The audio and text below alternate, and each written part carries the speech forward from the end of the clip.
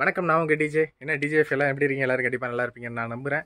இன்றைக்கி வீடியோவில் நம்ம ஸ்பெஷலாக என்ன பார்க்க போகிறோம் அப்படின்னு பார்த்தீங்கன்னா, நம்ம 100K நெருங்கிட்டோம் 100K வந்துட்டோம். அதுக்கு எல்லாருக்கும் ஒரு ஸ்பெஷல் தேங்க்ஸ்.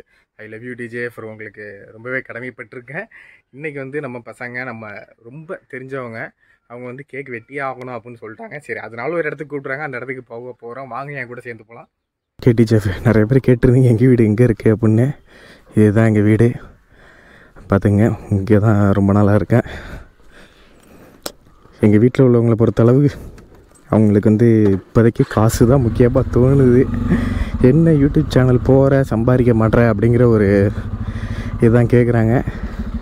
எனக்கு ஆக்சுவலாக பார்த்திங்கன்னா என்ன வீடியோ போகிறோன்னு நான் சொல்கிறதுக்கு முன்னாடி, வீடியோ ஸ்டார்ட் பண்ணுறதுக்கு முன்னாடி நம்ம டிஜேஎஃப்க்கு ஒரு வணக்கத்தை போட்டு வீடியோக்குள்ளே போவோம். இன்னைக்கு ஆக்சுவலாக இது என்ன வீடியோ அப்படின்னு பார்த்தீங்கன்னா, நம்ம அப்படி இப்படி தடுமாறி 100K சப்ஸ்கிரைபர் எப்படியோ வந்துட்டோம். அதனால் நம்மளுக்கு ரொம்பவே ஹாப்பியாக இருக்கணும் அப்படின்னு கேட்டிங்கன்னா ஹாப்பியாக தான் இருக்கேன். இருந்தாலும் சின்ன சின்ன வருத்தங்கள்லாம் இருக்குது. அதை பற்றி நான் அப்புறமா ஒரு வீடியோவில் சொல்கிறேன். நான் ஃபஸ்ட்டு நம்ம சந்தோஷமான நிகழ்வுகளை இப்போ இது பண்ணிவிடுவோம். இப்போ வந்து ஒரு பசங்க வந்து ஒரு 3 பசங்க ஆரம்பத்துலேருந்து நல்ல சப்போர்ட்டு, அவ்வளோவா பார்த்தது கூட கிடையாது. யூடியூப் சேனலில் பார்த்துட்டு அதுக்கப்புறம் தான் என்னோடய ஃப்ரெண்டாகி, ஃப்ரெண்ட்ஸுன்னு சொல்ல முடியாது, எல்லாம் தம்பிங்க. நான் எப்போவுமே அண்ணன் தான் சொல்லியிருக்கேன்னே. தம்பிங்க வந்து சும்மா ஒரே ஒரு கேக்கு வெட்டணும் அப்படின்னு ஆசைப்பட்டு என்னை ஒரு இடத்துக்கு கூப்பிட்ருக்காங்க. இப்போ கேக்கு வெட்டுறதோட அந்த இடத்துக்கு போகிறோம் பாருங்கள், அந்த இடம் உண்மையிலேயே ரொம்ப சூப்பராக இருக்குங்க. அந்த இடத்த பார்த்தீங்கன்னா நீங்களே வந்து ஃபோட்டோ ஷூட் எடுக்கலாம். அவ்வளோ ஒரு சூப்பரான இடமா இருக்கும். டிஜேஎஃப் ஃப்ளிப்ஸை வந்து நான் இன்றைக்கி கடன் கொடுத்துருக்கேன். அதனால் இன்னொருத்தர் வண்டியை வாங்கிட்டு போகிறேன். இப்போ எனக்கு இருக்க ஒரே பணம் ஆறுதல் நீங்கள் தான் டிஜேஎஃப் உண்மையிலே. மற்றபடி நான் அவ்வளோவா இப்போ யார்ட்டையும் பேசுகிறதெல்லாம் கட் பண்ணிட்டேன் நேரில் ஃப்ரெண்ட்ஸ் எல்லாம். ஏன்னா ஒர்க்கும் அவ்வளோ அளவு அதிகமாக இருக்குது.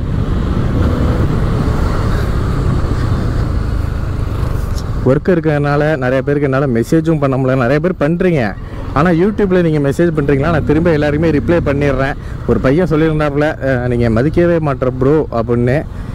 ஆனால் அந்த தம்பிக்கும் நான் கமெண்ட் பண்ணியிருக்கேன். அந்த தம்பி வந்து இன்னும் அந்த கமெண்ட்டை பார்க்கல. அதை நினைக்கும் போது எனக்கு கஷ்டமாக இருக்குது. அது கமெண்ட்டுக்கு ரிப்ளை பண்ணிவிடுவேன். நீங்கள் வந்து அந்த கமெண்டில் ரிப்ளை இருக்கான்னு மட்டும் நீங்கள் செக் பண்ணி பார்த்துக்குங்க. அது இருந்தால் போதும். என்னையா போக போயிடுவோம். ஒரு 100 ரூபாய் பெட்ரோல் போட்டு போகலான்னு நினைக்கிறேன். இங்கே போட வேணாம், நம்ம அங்கே வேதாரண்ய ரோட்டில் போட்டுக்குவோம். உங்கள் எல்லாருக்குமே நன்றிங்க. கிட்டத்தட்ட 1 வருஷம் ஆயிடுச்சுங்க நம்ம வீடியோ எல்லாம் போட ஆரம்பித்து. 1 வருஷம் ஆயிடுச்சு. ஓரளவு நல்ல சப்போர்ட் தான் கொடுத்துருக்கீங்க. அதில் சில பேர் சொன்னாங்க, என்ன சொன்னாங்கன்னா, தம்பி உன்னோட பெரிய வீடியோலாம் ஒன்றும் வியூஸ் எல்லாம் போக மாட்டேங்குது, ஷார்ட்ஸு மட்டும்தான் போகுது, அதில் நீ ஏர்ன் பண்ண முடியாது அப்படின்னாங்க. எனக்கு ஏர்னிங்ஸ் தேவையில்லை. எனக்கு வந்து 1 லட்சம் சப்ஸ்கிரைபர் சம்பாதிச்சிருக்கேன், அதுவே போதும். அதாவது ஷார்ட்ஸை பார்த்துட்டு சப்ஸ்கிரைப் பண்ணுறதெல்லாம் வேஸ்ட்டு அப்படின்னாங்க. என்னதான் இருந்தாலும், ஷார்ட்ஸாக இருந்தாலும் பெரிய வீடியோவாக இருந்தாலும், நான் யாரோட முகத்தையும் காட்டல, என்னோடய முகத்தை மட்டும் தான் காட்டியிருக்கேன். ஷார்ட்ஸ்லேயுமே விஜய், அஜித், அந்த மாதிரி நயன்தாரா அவங்கள மாதிரி ஸ்டேட்டஸ்லாம் போட்டு நான் வந்து அதில் சப்ஸ்கிரைபர் வாங்கலை. எல்லாமே என்னோடய ஃபேஸை வச்சு தான் வாங்கியிருக்கேன். அதனால் ஷார்ட்ஸாக இருந்தாலும் அது எனக்காக வந்து சப்ஸ்கிரைபர் தான் அவங்க. என்ன அதனால எனக்கு பணம் கிடைக்காதுன்னா பரவாயில்ல, ஒன்றும் பிரச்சனையும் இல்லை. எங்கள் வீட்டில் கூட அதான் அடிக்கடி இப்போ கேட்க ஆரம்பிச்சிட்டாங்க, ஏன் இவ்வளோ செலவு பண்ணுற அப்படின்னு.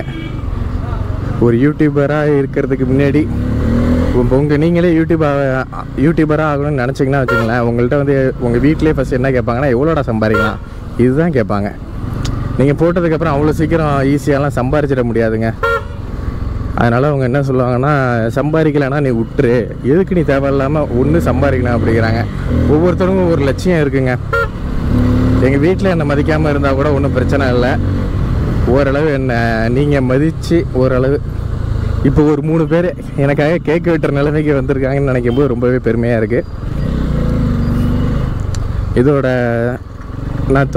103வது வீடியோ.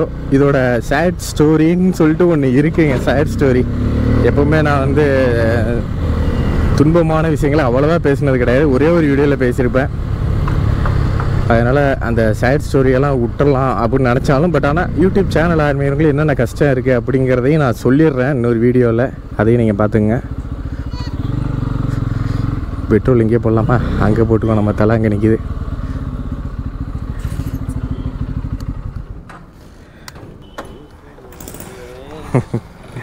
இப்போ தான் தூக்கி எழுதிருச்சிங்களே, இப்போ தான் தூக்கி எழுதிச்சிங்க.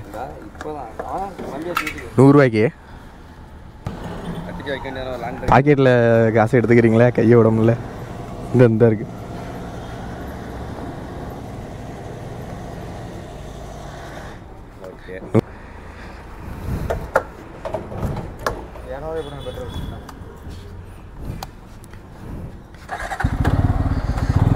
ஓகே டிஜேஎஃப், நம்ம பெட்ரோலில் போட்டுட்டோம். நம்ம போகிற இடம் பார்த்திங்கன்னா ஆதிரங்க பக்கத்துலங்க ஒரு மேம்பாலம் ஒன்று இருக்குது. 2 மேம்பாலம், மொரட்டு மேம்பாலங்க, செமையாக இருக்கும். அந்த இடத்துக்கு தான் போகிறோம்.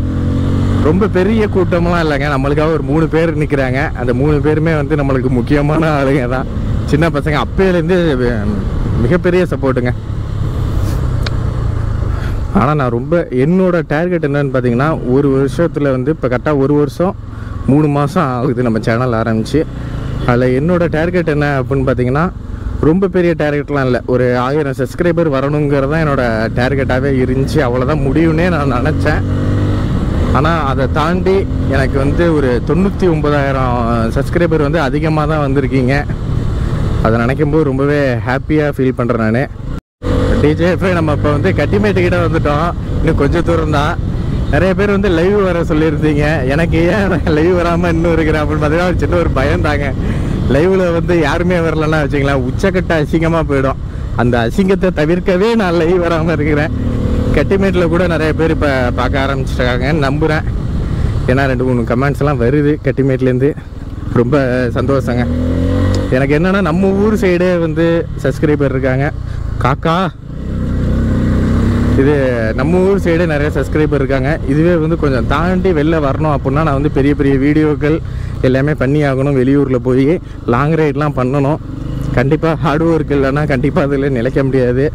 ஆனால் இந்த இடத்துல ஒரே ஒரு விஷயம் நான் உங்கள்கிட்ட சொல்லணும் அப்படின்னு ஆசைப்பட்றேன்னா, நிறைய பேர் சொல்லுவாங்க வீடியோ வந்து கேப் விடாமல் தொடர்ந்து பண்ணணும், அப்போ தான் வந்து நல்ல ரீச் ஆகும் அப்படின்னு. பட் ஆனால் நான் வந்து ரொம்பவே கேப் விட்டு தான் போடுறேன். அவ்வளோ கேப் விட்டு போட்டாலும் ஓரளவு என்னை சப்போர்ட் பண்ணி இந்த நிலைமைக்கு ஓரளவு இப்போ நான் வந்து வெளிப்படையாக சொல்லலாம். முன்னாடியெல்லாம் கேட்பாங்க, நீங்களும் யூடியூபர் தானே, எவ்வளோ சப்ஸ்கிரைபர் அப்படின்னு கேட்கும்போது என்கிட்ட ஒரு 500, 1000 இருக்கும்போது வந்து என்னால் சொல்ல முடியாது. ரொம்பவே கூச்சத்தை தாண்டி ஒரு அசிங்கமாக இருக்க மாதிரி இருக்கும். என்னடா 500, 1000 அப்படின்னு சொல்கிறோமே, அவங்க ஒரு மாதிரி பார்ப்பாங்க. ஆனால் நம்ம வந்து 200 சப்ஸ்கிரைபர் இருந்தாலும் அது நம்மளுக்கு உண்டான வெற்றி தான். இருந்தாலும் வந்து மற்றவங்க என்ன நினைக்கிறாங்கன்னா அதெல்லாம் ஒரு அசிங்கமாக நினைக்கிறாங்க. அது மட்டும் இல்லாமல் இப்போ பேரண்ட்ஸ் வந்து என்ன பண்ணுறாங்கன்னா, ஒரு நல்ல ஸ்கூலில் சேர்த்துடுறாங்க நல்ல பணம் கட்டி. ஆனால் பணம் கட்டி சேர்த்ததுக்கப்புறம் நான் உன்னை நல்ல ஸ்கூலில் படிக்க வச்சேனே, ஏன் மார்க் வாங்கலை, அவனை பாரு அவன் எப்படி இருக்கான், நீ ஏன் இப்படி இருக்க அப்படிங்கிற மாதிரி சொல்கிறாங்க. ஏங்க படிப்பு வரலன்னா அதுக்கு அவன் என்னங்க பண்ணுவான்? ஒவ்வொருத்தவங்களுக்கும் ஒவ்வொரு தனித்திறமை இருக்குங்க. அதை வந்து நம்ம தெரிஞ்சுக்கணும். அதை பேரண்ட்ஸ் தான் புரிஞ்சுக்கணுங்கிறது என்னோட இது. பேரண்ட்ஸ் பார்க்குறாங்களா நின்றல, அப்படி ஸ்டூடெண்ட்ஸ் பார்த்தீங்கன்னா கண்டிப்பாக அதை நீங்கள் உங்கள் பேரண்ட்ஸ்கிட்ட சொல்லுங்கள். எல்லாருக்குமே ஒரு திறமை இருக்குது. நம்ம இந்த பாலத்தில் தான் நிற்கிறதா சொன்னாங்க, ஆளே காணுமே. பாலம் பாருங்களேன் எவ்வளோ சூப்பராக இருக்குன்னு. இந்த பாலத்தில் வந்து நீங்கள் ஃபோட்டோ ஷூட் எடுக்கலாங்க. திருத்துறைப்பூர்லேருந்து யாரும் வந்தீங்கன்னா இந்த பாலத்தில் ஃபோட்டோ ஷூட் எடுக்கலாம். வாவ், ஐயோ இந்த வண்டி பயங்கர வெயிட்டுங்க. இதில் சாஞ்சு தான் ஒரு வாட்டி கொல்லிமலையில் விழுந்துட்டேன் நான். கொல்லிமலை வீடியோ பார்க்கலாம் பாருங்கள் கண்டிப்பாக. ஏதோ ஒரு 3 ஆட்டுப்புழுக்க சைஸில் 2-3 பேர் தெரியுறாங்க. அதான் தான் இருக்குன்னு நினைக்கிறேன். ஓகே,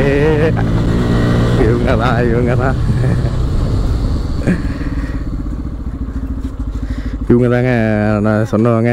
தம்பி தேங்க்ஸ் தம்பி. உண்மையிலே எங்கே அந்த பையன்? ஏன் கீழே போமா?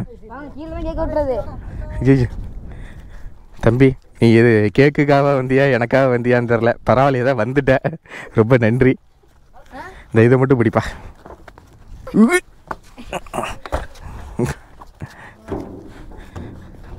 என்னோட படிக்கிற பையன். தம்பி எனக்கு பர்த்டே இல்லை, நான் யூடியூப் சேனல் வச்சுருக்கேன். செமையான இடமா இருக்கியா? ஸ்கூலை கட்டி அடிச்சுட்டு வந்தால் கூட யாராலையும் கண்டுபிடிக்க முடியாது போலையே. தம்பி இந்த பேப்பர் செட்லாம் கொஞ்சம் ஓவராக தான் இருக்குது. அவர் வேலைக்கு போயிட்டாப்புல. எனக்கும் இன்னைக்கு வேலை தான் இருந்தாலும் கொஞ்ச நேரம் பெர்மிஷன் போட்டு வந்திருக்கேன். டிஜேஎஃப் கீழே வந்து பார்த்தீங்கன்னா இடமே இல்லை கேக் வைக்கிற மாதிரி. அதனால் நாங்கள் திரும்ப மேலே வந்துட்டோம். நான் ஏன் வாய்ஸ் ஓவர் கொடுக்குறேன் அப்படின்னு பார்த்தீங்கன்னா, வழக்கம் போல் மைக்கு கொஞ்சம் ஃபால்ட்டாக போச்சுங்க. அது குறைன்னு கேட்குது. அதனால் திரும்பவும் நம்ம வந்து மேலே வந்துட்டோம். 100K சப்ஸ்கிரைபர்னு சொல்லிட்டு நம்மளுக்காக ஒரு கேக்கு சூப்பரான கேக்காக வச்சுருந்தாங்க. அந்த கேக்கை பார்க்கும்போது பார்த்தீங்கன்னா மனசு அப்படியே கேக்கு மெல்ட் ஆகுதோ இல்லையோ மனசு மெல்ட் ஆகிடுச்சு. அதை நம்மளை வெட்ட சொன்னாங்க. ஃபஸ்ட்டு வெட்டும்போது நான் பர்த்டேக்கு கூட ஓப்பனாக சொல்கிறேன், என் பர்த்டேக்கு கூட இது வரைக்கும் நான் கேக்கே வெட்டினது கிடையாது. இந்த சேனல் மூலியமாக ஏதோ இது வரைக்கும் நான் 2 கேக்கு வெட்டிட்டேன். அதுவே எனக்கு ரொம்ப சந்தோஷம். மாதிரி என் வீட்டில் கூட எனக்கு கேக் வாங்கி வெட்டினது கிடையாது. எனக்கும் அது பிடிக்காது. பர்த்டே நம்ம என்ன சாதித்தோம் அப்படின்னு சொல்லிட்டு எதனா சாதிச்சுட்டு தான் நம்ம கேக் வெட்டணுங்கிறது உறுதியாக இருந்தேன். இப்போயும் நான் எதுவும் சாதிக்கல. இருந்தாலும் நம்ம பசங்க நம்மளுக்காக கேக் வாங்கி தரும்போது அதை நம்ம வெட்டாமல் இருந்தோம்னா ஓவராக சீன் போடுற மாதிரி இடம் அசிங்கமாகவும் இருக்கும். அதனால் வந்து அதை நம்ம பண்ணக்கூடாது.